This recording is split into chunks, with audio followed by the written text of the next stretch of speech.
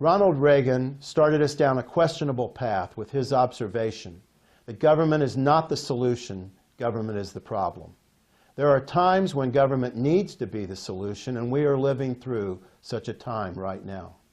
As a result of the globalization of the economy and the growth in power of multinational corporations, American workers are being forced to compete with cheap foreign labor, workers who work for a few dollars a day with no benefits and with no protections for the environment. Franklin Roosevelt had a different idea. In his 1944 State of the Union address, President Roosevelt introduced his Economic Bill of Rights, the right of every worker to a job that pays a living wage.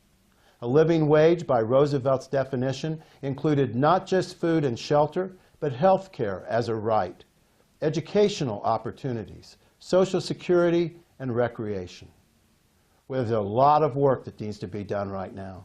Between our crumbling infrastructure and the need to address the climate crisis, we could easily put every worker in America to work, and we could pay them a living wage to do that socially useful work.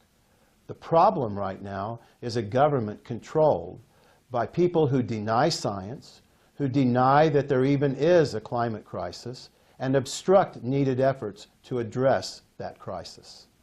We need to vote these obstructionists out of office and replace them with candidates who recognize the seriousness of this threat, but also the opportunity at hand to make President Roosevelt's vision a glorious reality for every worker in America, to help us move to clean, renewable energy as rapidly as possible, and to not just repair our crumbling infrastructure, but to upgrade and modernize it in the process.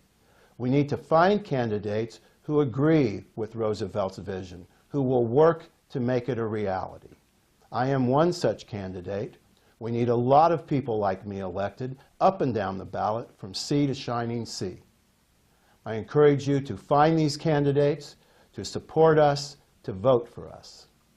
I'm Winston Apple, and obviously I approve this message.